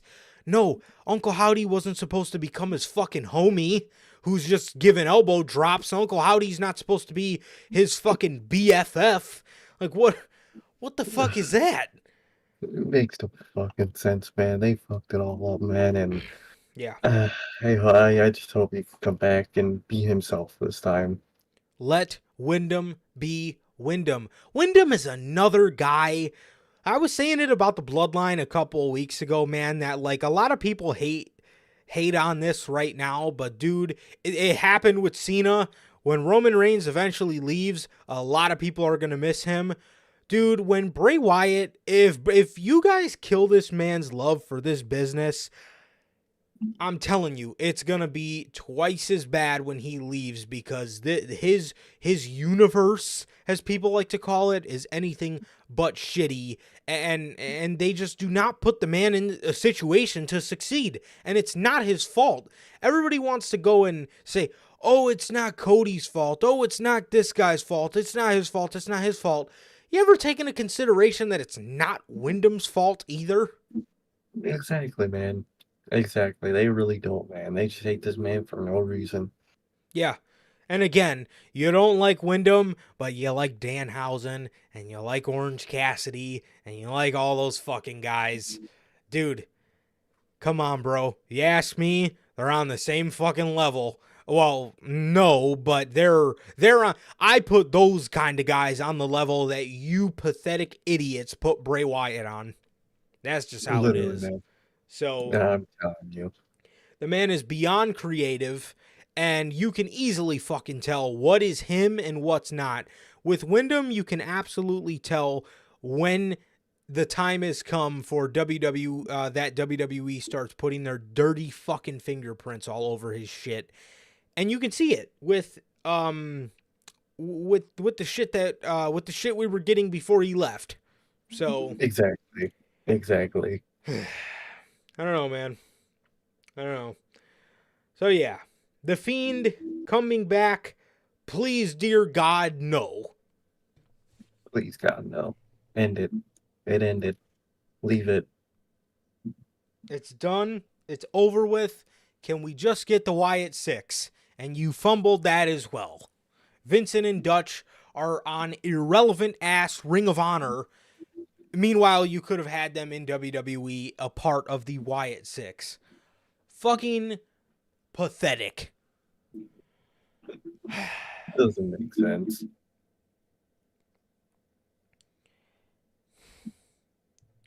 More news on WWE talent. We were talking about this man earlier when we were talking about great stories. Tommaso Ciampa, the Blackheart.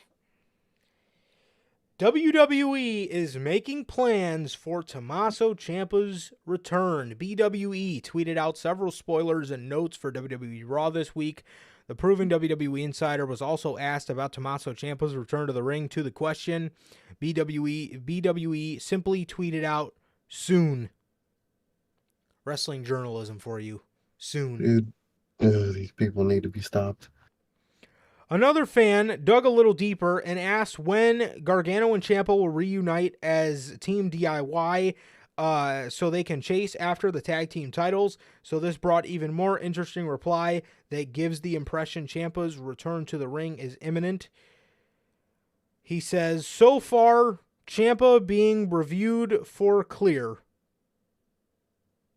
Dude, can any of these journalists speak normally? So, in other words, to put it in fucking human language for you guys, he is currently being reviewed to see if they will clear him for in-ring competition. It's that simple to type out, man. Yeah, dude. I don't get it, man. But you can tell he is too. I would even go as far to say it. Yeah, dude, DIY, bro. It's gonna be sick, man. We need to get Morrow back to call this fucking goated shit we're about to see. definitely, man. Definitely, we really do. Definitely, bro. And I cannot wait for these mindless main roster fucking garbage audiences to actually know what a good storyline is with new people. Because they already know Roman Reigns, but I can't wait to see them attached to Gargano and Ciampa, bro. Because it's going to be sick. Definitely, man. Definitely. So, that actually is all the WWE news we have for the day, man. So now on to the AEW side of things. We got some injury updates. Real quick. Kyle O'Reilly, man. Adam Cole recently spoke on an interview, and he was asked about Kyle O'Reilly. And according to Cole, O'Reilly is doing well and is maintaining a positive outlook. He stated that O'Reilly is on the right track and is eager to come back to work, especially now that their former colleague Roderick Strong has joined AEW. Cole also praised O'Reilly's toughness, describing him as one of the toughest individuals. Yeah, man. I feel like it's gonna be soon. If I'm a betting man, I say, Forbidden Door for Lucky, most likely around like All In. So, I hope it's soon, man, and I can't wait.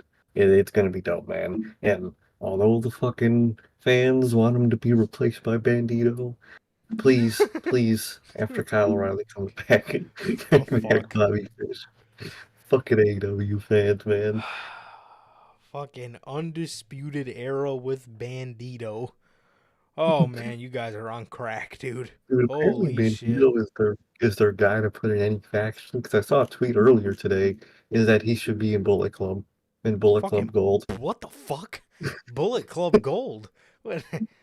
It was Bullet Club. It was either Bullet Club or Bullet Club Gold, one of the fucking two. But I don't know what's their obsession with Bandito being the fucking go-to guy to put in a faction. I swear, bro. Well, you know what? To be 100% honest, Hmm. moving on. Oh, well, I do.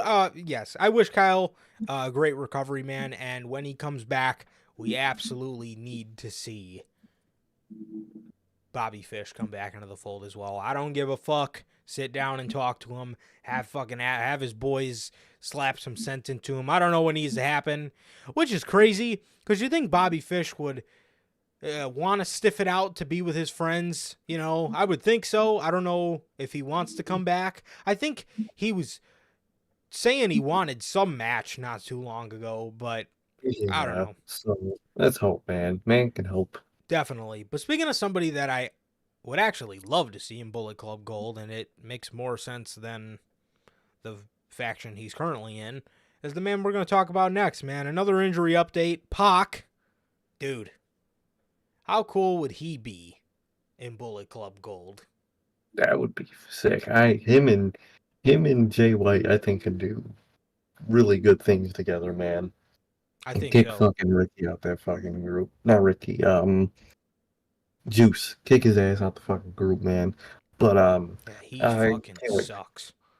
Dude, I swear to God. But that would be perfect for Pac, man. If their obsession with putting them in groups continues, man, put them in one that could work. I I would be down for Bullet Club Gold, man.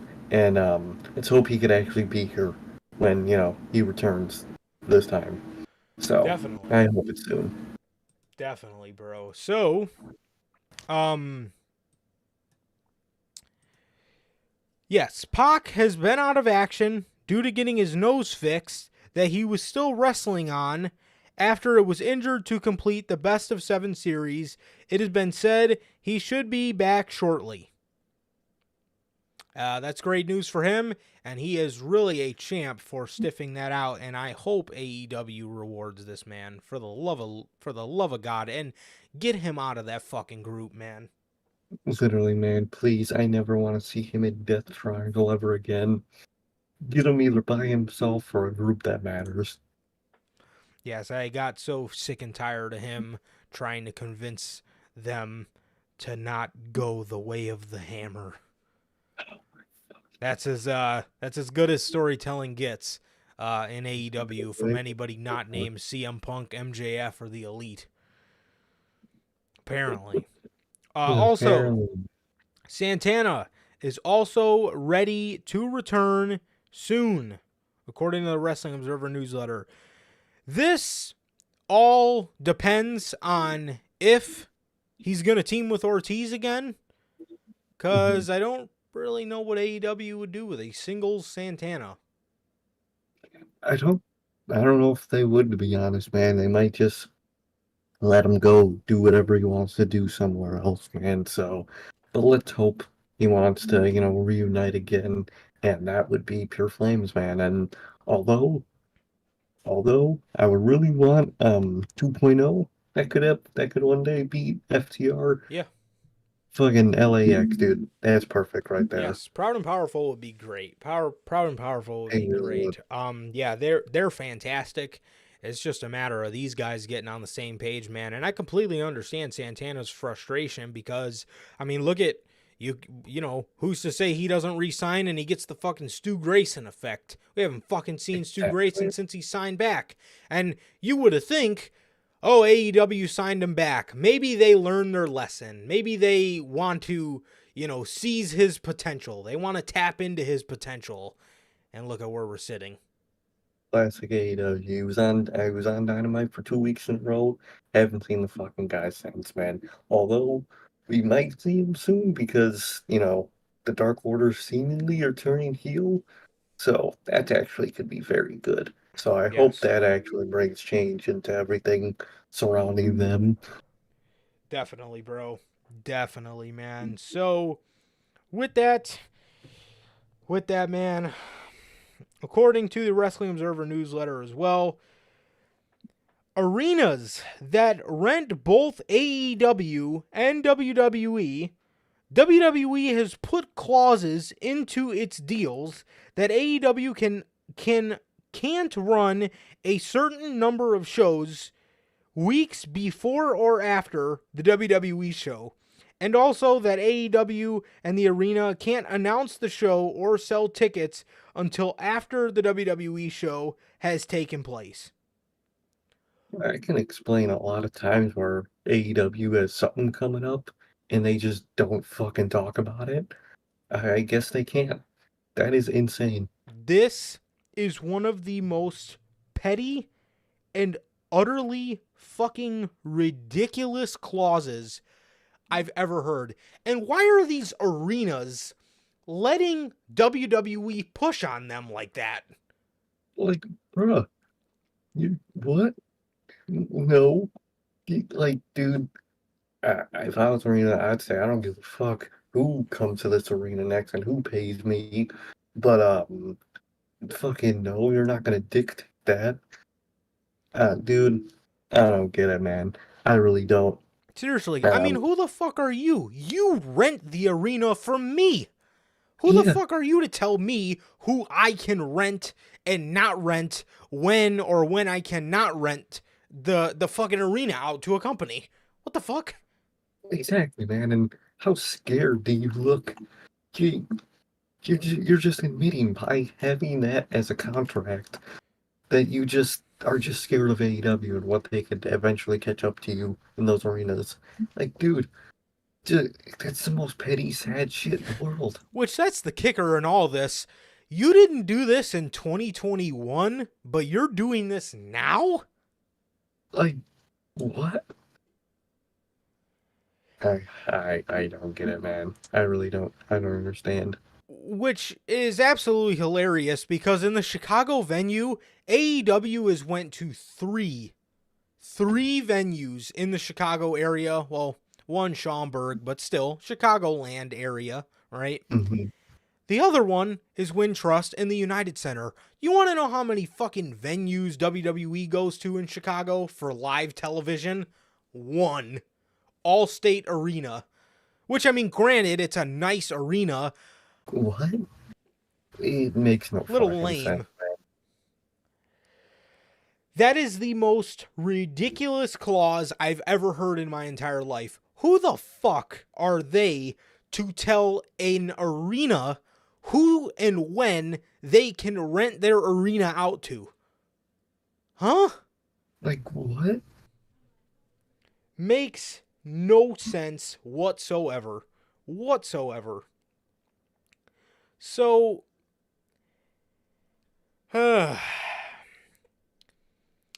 our last story before we get to our final two Chicago Phil stories. Tony Khan,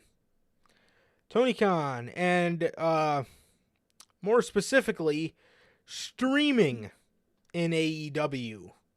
Streaming content. Well, Tony Khan still hasn't found the right solution for a streaming deal. What the fuck? What the fuck have you been doing the past 3 years? People have been talking about AEW going onto a streaming platform since 2020. It's taken you 3 years, and you're partnered with Warner. They have one of the best streaming services that has the best movies on there, HBO Max or whatever the fuck it's called. And you haven't found the right solution? Just like, Just what? BR Live? That shit? Just using that fucking garbage ass fucking service? When you're a billionaire businessman, you can't fucking, create a deal for a streaming service? Dog. Dude, with the inception of AEW Rampage back in 2021 and the company buying out Ring of Honor in 2022, the company has more content than ever before. In addition to that, AEW Collision is debuting this month. Due to this, many fans have wondered if AEW will ever get a streaming service. This is a major frustration for many fans as the company still does not have an official streaming service for its backlog. While speaking to Variety, AEW President Tony Khan talked about domestic streaming rights. He was asked if any specific plans are in regards to a streaming deal. Tony Khan admitted he hasn't found the right solution for the streaming deal. Wow, that's surprising. I'm surprised he didn't say, I don't have an answer for that at the moment. No comment, Khan. He gave a comment, and it still doesn't make any sense. Yep. What's the issue? Elaborate with us at least. What do they want you to do that you don't want to do? Or is the pay not right? Is it not enough money? Is it, what's the fucking deal? Literally, just explain that to people, and they'll understand, and they'll be more patient. Seriously. God. He says, domestically, we're still looking for the right solution, and it's a very exciting time for us because the streaming business continues to grow here domestically, and frankly, the value of AEW events continue to grow. As we build a great library of historical content, it presents more and more opportunities for a potential fast entry. I think it's a great decision. We need to make it a part of our domestic media partners with Warner Bros. Discovery, who have a great presence in the world of streaming, and figure out what makes sense for us in terms of our partnership. Because absolutely there is money on the table for streaming pro wrestling events. So there could be great opportunities there. I don't know if they're waiting, but then again, all you had to do was say, we're waiting until we renegotiate our TV rights deal for us to, figure it out with the streaming deal. But I don't know if they're waiting for that, to just include it all in one big package for AEW, or I don't know what the fucking deal is, but your answer was not good. Dude, elaborate on things so we can be more patient and understand what it is you're looking for. Literally, man. Literally, it makes no sense, man. Just explain it to us what the problem is, and we'll understand the wait. Because I feel like they're waiting for either to mix it in with that TV deal, or post the TV deal, and the next TV deal, they're going to be making more money than they were for the first one, and kind of use that as a reason to get more money from whatever said streaming service. But if that is it, let us know. Tell us your Exactly. plan. It's how business works. Exactly. Come on, TK, you're a businessman. That man has been so lost in his booking notebook that that he isn't even being a businessman at this point.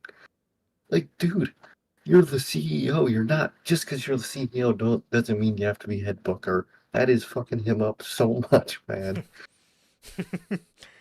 Absolutely. Absolutely. I just want to throw it out there again. He had William Regal in this company for like a hot 9 months, and nothing And just happened there.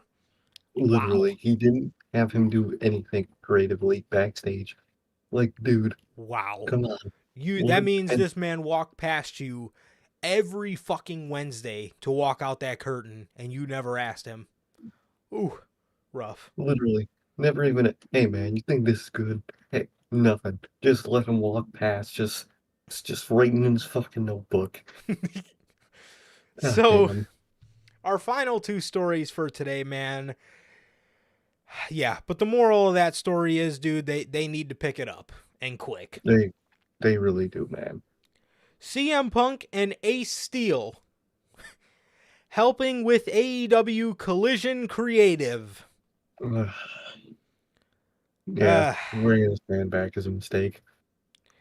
Reports at the time of Collision's announcement suggested CM Punk had disagreements with AEW over the status of Ace Steel, with the AEW producer and Punk's trainer fired due to his part in the now infamous all-out locker room brawl. It emerged that Steel had been rehired by AEW several months ago and was working remotely as a part of AEW's creative team. A new report from Dave Meltzer in the Wrestling Observer newsletter suggests that both Punk and Ace Steel will be heavily involved with Collision's creative. Meltzer added this will likely center around Punk's on-screen angles and feuds with the former AEW World Champion, set to be the featured performer of the new show. This better just be for Punk's on-screen angles and feuds. You can't even trust this man on a media scrum. And you're gonna put him behind creative? Yeah, no. That's insane, dude. That First of all, is ridiculous. Ace Steel shouldn't even got his fucking job back. Dude Yep. bit his fucking coworker. And now he's gonna be possibly getting creative control of the show. Dude, at this point, I'm just waiting for Punk to fuck up again so they could just boot his ass because you're doing all this for Punk. That motherfucker better not fuck up at all. At all. None. Dude, Ace Steel being back and Tony Khan potentially hiding it from people. Dude, He's not good. if that is the most sketchy of a second opportunity you can possibly get, to the point where the boss is hiding it from people. And again, you can't even trust this guy on a media scrum. You can't even trust this guy to stay healthy, let alone you want to put. I'm telling you right now, this better be only for his shit, because Hey, dude. Punk is a very emotional guy. He wears his heart on his sleeve. Do you think if he likes somebody or if he doesn't like somebody, he's actually going to do them justice behind the pen? Probably not. God, I don't know, okay. man. No. I don't know. All I'm saying is this better just be for his shit, because if it's not, and this is for everybody's, it's only a matter of time until this fucking goes down the drain again. And it's ridiculous. And with that, our final news for today is the obvious. Tony Khan has confirmed on AEW Dynamite that CM Punk will be making his return on the debut episode of AEW Collision from the United Center in Chicago, Illinois on Saturday, June 17th. So there it is. Chicago Phil is back in the UC again for Collision. Fucking hey, man. And the funniest announcement Tony Khan Dude. has ever gave. This CM man really Punk. It'll feature CM Punk. Just fucking Just stands there smiling. that shit kills me, dog. But let's see how it goes at this point, man. I love Yeah, Punk. I do. I hope he doesn't disappoint me again, man. That's all I'm gonna say. Me neither, bro. But it's I all feel how like we're going about this, bro. And we'll see, man. I really hope for the best, but I just got a gut feeling, man. I've always had the gut feeling. I've always wanted to see him back. You know, I wanted to see him back in AEW because there's absolutely no way he could have ended his wrestling career with that all-out media scrum being the last thing people see of him. He's just gotta remember. He's gotta remember to be a changed man. You know, yeah, going back to WWE, making amends. Keep that same energy, bro. Keep that same fucking energy. And I don't know, man. I don't know, man. It's 50-50 with this man Punk, and we'll see how it plays out, man. Let's hope it didn't end like the first time. Yeah. And yeah, I mean, yeah, it's just let's hope, bro. So yeah, man, that is going to do it for this edition of the Notorious Sales Podcast, man. That's going to do it for another great edition of the news. This has been episode 164. And with that, thank you guys so much for coming and hanging out with us, man, on this Friday evening. Thank you guys very much. And with that, thank you guys so much. Love you guys. And it has been always, always, always a pleasure for my Johnny Mayhem. Nice, okay. And that is going to do it for this edition of the Newsman. And with that, thank you guys so much. Thank you guys to everybody who came out. And yeah, man, thank you guys so very much. This has been episode 164 of the news. Please like, comment, and subscribe. And we will see you guys on Monday with Notorious Unscripted. Peace.